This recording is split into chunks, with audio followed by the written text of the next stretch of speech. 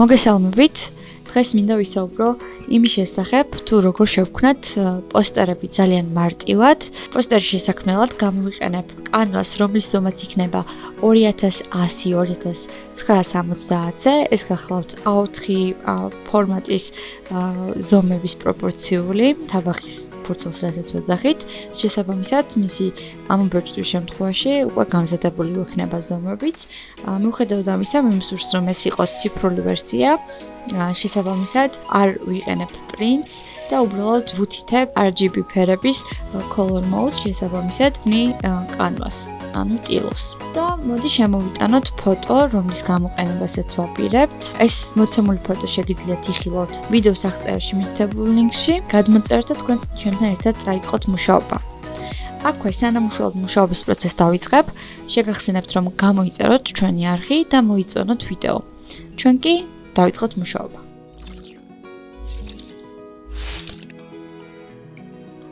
მუშაობის დაწყებამდე ყველა layers დავარქვათ საკუთარი სახელი.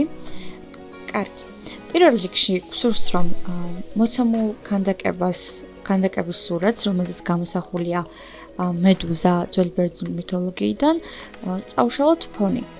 ფონის დასაშლელად შეგვიძლია გამოვიყენოთ ნებისმიერი მონიშნის ინსტრუმენტი, რომელსაც თქვენ ჩათვლით საჭიროთ, ან უბრალოდ შევიდეთ select-ში და ავირჩიოთ subject. Photoshop-ი ავტომატურად მოგინიშნოთ კონკრეტულ ფიგურას. მიუხედავად ამისა, როგორც ხედავთ, გარკვეული მონიშნები არ არის ზუსტი, ამისთვის შეგვიძლია გამოვიყენოთ როგორც quick selection tool-ი. აღარწმუნდით რომ აქ პლუსი აქვს მითითებული, რაც გაერთიანებას ნიშნავს, ან ნებისმიერი სხვა მონიშნის ინსტრუმენტი.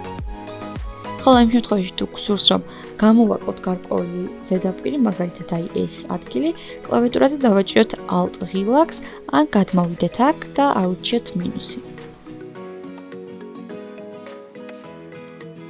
ზოგადად, ბერძნული და რომაული ქანდაკებების გამოყენება პოსტერებში ძალიან აქტუალურია.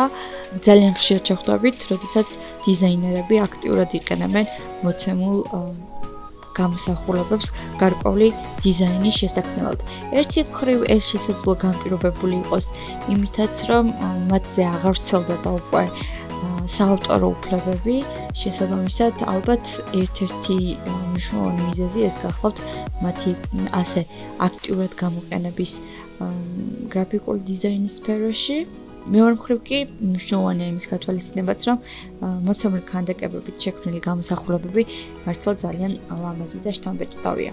როგორც ხედავთ, მოვნიშნეთ ქანდაკება, ამის შემდგომ გსურს რომ ფონი წავშალოთ. ფონის წასაშლელად ჩვენ გამოვიყენოთ მასკირება, რომელიც დაგვეხმარება იმაში, რომ შეცდომების არსებობის შემთხვევაში მარტივად გამოვასწოროთ გამოსახულება. ამისათვის უბრალოდ მონიშნის შემდგომ დავაჭიროთ აი ამ ღილაკს და ფონი ავტომატურად წაიშლება. რატო ვიყენებთ მასკირებას? მასკირების შემთხვევაში, როდესაც ჩვენ ავირჩევთ ფუნტს და გამოვიყენებთ შავ საღებავს, გამოსახულება იშლება, ხოლო თეთრი საღებავის გადასვლის შემთხვევაში გამოსახულება აღდგება. რაც შეეხება ფონს, ფონისთვის მოდი ავირჩიოთ გრადაცია. ამისათვის უნდა შევიდეთ adjustment-ებში და ავირჩიოთ gradient.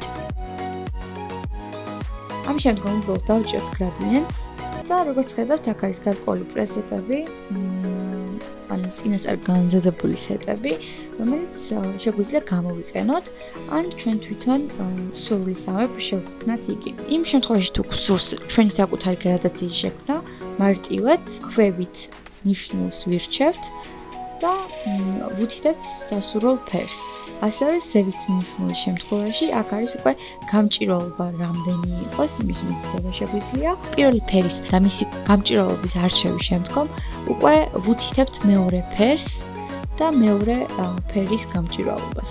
თუ გსურს რომ გრადაცია იყოს მაგალითად სამფეროვანი ან უფრო მეტფეროვანი, უბრალოდ უნდა დავაკლიკოთ სასურველ ადგილზე და შევარჩიოთ ფერი. როგორც ხედავთ, აქ არის პატარა რომბები, რომლებიც გვეხმარება გრადაციის გადასვლების გაკონტროლებაში. გრადაციის ფერი და ფონი შეგიძლიათ შეარჩიოთ სურვილისამებრ, ამ შემთხვევაში მოდი მე გამოვიყენებ ნაცრისფერ გრადაციებს და დავაჭიროთ OK-ს. შესაბამისად, გვაქვს გრადაცია. ამ შემთხვევაში გრადაციას ვინაიდან გამოვიყენებ ფონად, დავარქმევ მას შესაბამის სახელს. ამ შემთხვევაში ქვედა ლეიერი შეგვიძლია წავშალოთ, ვინაიდან ის აღარ დაგჭირდება. როდესაც ფონი შევცვალეთ, გარკვეული ზედაპირები გამოჩნდა უფრო მკვეთრად, რომელიც საჭიროებს ბექგრაუნდიდან წაშლას.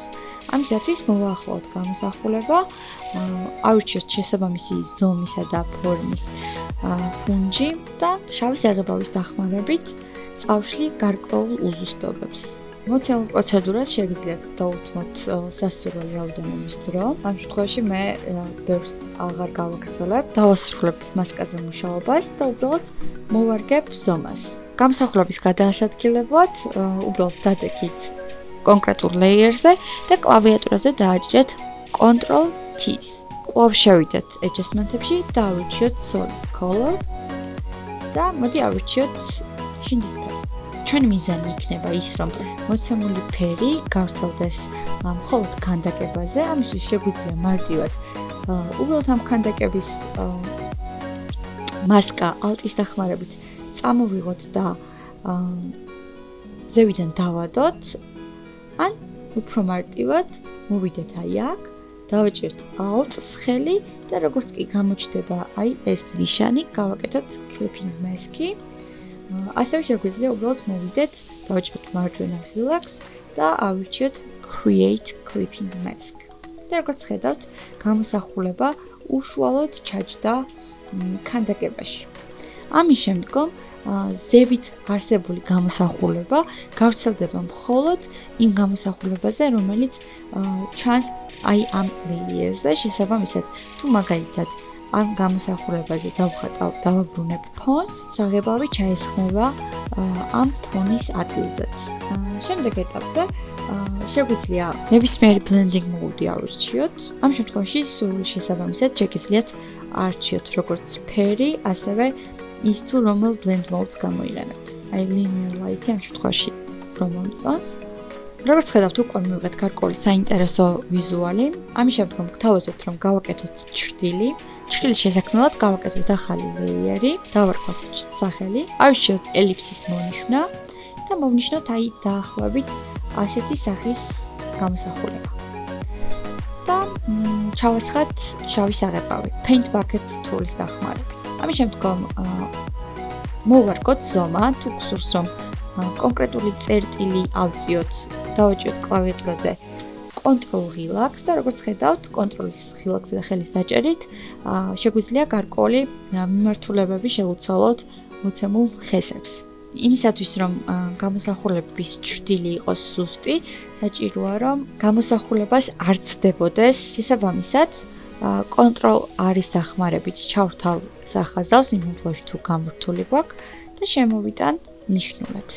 მოცემულ ჩრდილს Ctrl+T-ის დახმარებით შემოვიტან სწორედ ამ საზღვრებში. ამის შემდგომ შევდივარ ფილტრებში, კვლავ არჩეული მაქვს ჩრდილ ლეიერებიდან, ვირჩევ blur და გავუჟემ blurs. blur-ი გვეხმარება იმაში, რომ ჩრდილი იყოს უფრო რეალისტური. დაახლოებით 25-ის ფარგლებში შეგვიძლია ავირჩიოთ ამ შემთხვევაში მე. ასევე შეგვიძლია გამჭირვალობად ოდნავ დავუყოთ სრულ შემთხვევაში, ან Ctrl+J-ის დახმარებით დავაკოპიოთ იგივე ადგილზე, Ctrl+T-ის დახმარებით ჩავთვალოთ ტრანსპორტირება და ოდნავ შევცვალოთ პოზიცია. კარგი, ეს სახაზავები არ გვჭირდება, ამიტომ უბრალოდ გამოვწევ აქეთ. შემდეგ ეტაპზე უკვე გავაკეთოთ გარკვეული განათება, ნეონის განათება, რომელსაც ძალიან ხშირად იყენებენ. ამისთვის ავირჩიოთ triangle tool-ი. იმ შემთხვევაში თუ თქვენ არ იყენებთ 2021 წლის ვერსიას, შესაძლოა ეს ინსტრუმენტი თქვენთან არ იყოს, ამიტომ აირჩიეთ polygonal tool-ი და უბრალოდ კუთხეების რაოდენობა მივუთითეთ აქ 3. და ამის შემდგომ უკვე შეგიძლიათ დახატოთ სამკუთხედი. ამ შემთხვევაში მე დავხატე shift-ის დახმარებით, რაცა ყოფილიყო სწორკუთხოვანი მოცემული სამკუთხედი.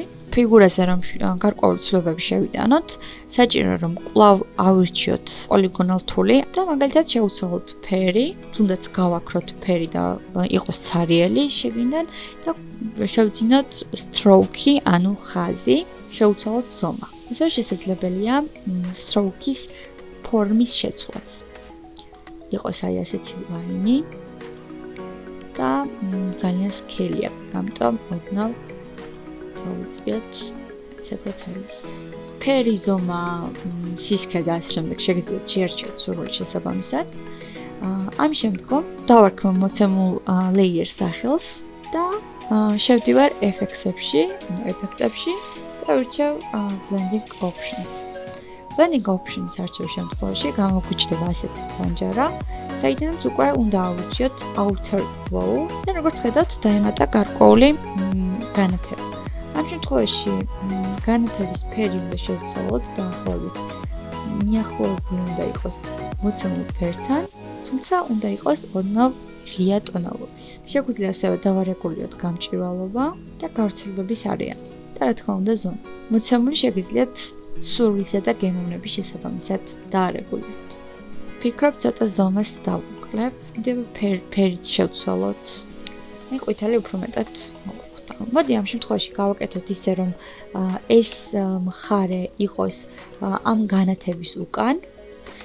ამისათვის ეს სამკუთხედი უბრალოდ დავიტანოთ ზევით და როგორც ხედავთ ავტომატურად მოექცა კონკრეტული გამოსახულება განათების ქვემოთ. თუმცა მე მსურს რომ ეს ნაწილი იყოს ასევე ქანდაკების უკან. ამისათვის ავირჩიოთ მასკა, კონტროლის დახმარებით დავაჭიროთ ქანდაკების მასკაზე. ამის შემდგომ უკვე ცვლილებების განხორციელება შეგვეძლება მონიშნული სივრცის შიგნით. შესაბამისად, როდესაც ფუნტს ავირჩევ და დავიწყებ მასკაზე შავი საღებავის გადასმას, მასკის მონიშნის გარეთ არსებული გამოსახულება არ წაიშლება, ხოლო მონიშნის შიგნით არსებულ გამოსახულებაზე ცვლილებები განხორციელდება. უკვე გადავატაროთ იმ ადგილზე შავი საღებავი, სადაც გვსურს რომ ეს გველები გამოსახულების განათების წინ იყვნენ, ხოლო თეთრი საღებავი გადავატაროთ იმ ადგილებზე, სადაც გვსურს რომ განათების უკან დარჩნენ მოცემული გველის თავები.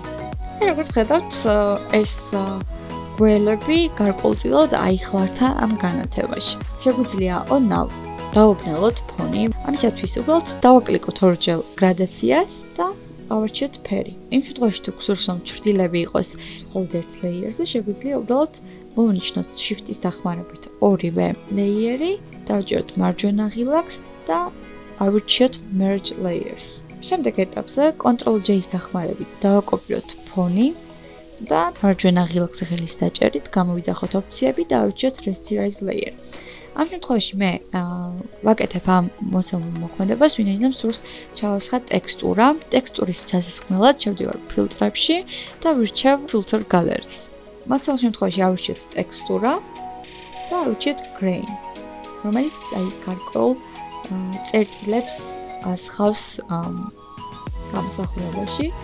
ინტენსივობა შეგვიძლია დავარეგულიროთ და კონტრასტიც შეგვიძლია დავარეგულიროთ. ასევე შეგვიძლია დავარეგულიროთ ტიპი თუ როგორი იყოს გრეინები. უნდა მოვუმატებ ინტენსივობას და დავაჭერ OK-ს. ამის შემდგომ, როგორც ხედავთ, გამოსახულება ჩაესხა. იმ შემთხვევაში თუ ფიქრობთ, რომ ზედმეტი მოგივიდეთ, უბრალოდ შეგიძლიათ დავუყოთ გამჭვირვალობა. მოცემულ შემთხვევაში, ვინაიდან ჩრდილი არის გამოსახულების უკან, საჭიროა რომ ოდნავ წინ წამოწეული ჩრდილიც გქონდეს. ამისათვის მოდი გავაკეთოთ ახალი ლეიერი. კონტროლის დახმარებით მოვნიშნოთ მასკა, ქანდაკების მასკა, რათა ჩაესხას საღებავი. გამოვიძახოთ paint bucket თული და ჩავესხათ შავი საღებავი. დავაჭერთ Ctrl+D-სა და deselect მოხდეს. როგორც ხედავთ, გამოსახულების უკან ჩაესხა შავი ფერი. შემდგომ უკვე Ctrl+T-ის დახმარებით გამოვიძახებ ტრანსპორტირებას და მარჯვენა ღილაკზე ხელის დაჭერით ავირჩევ flip verticals, რათა ამოტრიალდეს გამოსახულება ვერტიკალურად. ოდნავ დავწევ დაბლა, დაახლოებით ასე. Ctrl-ის დახმარებით მოცემულ წერტილს ზევით წამოვწევ, რათა სივრცული გამოსახულების ეფექტი მივიღოთ. შემდგომ შევდივარ ფილტრებში, blur, Gaussian blur. მოდი იყოს 15 და ვაჭერ OK-ს. ამ შემთხვევაში უბრალოდ გამჭვირვალობას ვუწევ ბოლომდე. ამ ადგილებში ოდნავ გავაღიავებ ჩრდილს, რათა თანაბარი იყოს ჩრდილების გადასვლა. მოცემულ ლეიერსაც რა თქმა უნდა დავარქვევ სახეს. ამის შემდგომ უშუალოდ ზევით არსებულ, ფონის ზევით არსებულ გამოსახულებებს მოუნიშნავ და დავაჯგუფებ და კონტროლ-C-ის დახმარებით სასურველ ზომასა და ადგილზე მოვარგებ. იმ შემთხვევაში თუ გსურთ რაიმე წარწერის გაკეთება, უბრალოდ მარტივად გამოიძახეთ type tool-ი, დაწერეთ სასურველი ტექსტი, აირჩიეთ სასურველი ფონტი, ზომა, ფორმა, ფერი და ასე შემდგომ. განათავსეთ სასურველ ადგილზე. ტექსტიც, რა თქმა უნდა, სურვილის შესაბამისად შეგიძლიათ განათავსოთ სასურველ ადგილზე. ასე ეფექტიც შეგვიძლიათ დავადოთ. გამოსახულების შესანახად უბრალოდ შევიდეთ ფაილში, save as, ან უბრალოდ export და შევინახოთ სასურველ ფორმატში მოცემული გამოსახულება. შემთხვევაში მოდი იყოს JPG.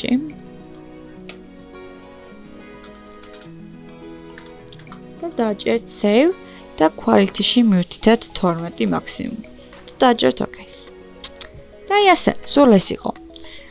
ძალიან მარტივი მეთოდით შეგვიძლია შევქმნათ პოსტერები. ზოგადად ძველბერძნული ქანდაკებების გამოყენება ძალიან აქტუალური და ტრენდულია. მე არ მახსენდება თითქმის არც ერთი გრაფიკული დიზაინერი, რომელსაც ერთხელ მაინც არ აქვს გამოყენებული დავითის ქანდაკება თავისი პორტფოლიოს გასამდიდრებლად. დღეისათვის სულ ეს იყო. მადლობას გიხდით ყურადღებისთვის. შეგახსენებთ, რომ გამოიწეროთ ჩვენი არხი, მოიწონოთ ვიდეო და ასევე სურვილის შემთხვევაში კომენტარებში მიგვითითოთ ის თემატიკა, თუ რასთან დაკავშირებით ისურვებდით მომავალი ვიდეო გაკვეთილების ხილვას. შევხვდებით მომავალ ვიდეოში. დროებით.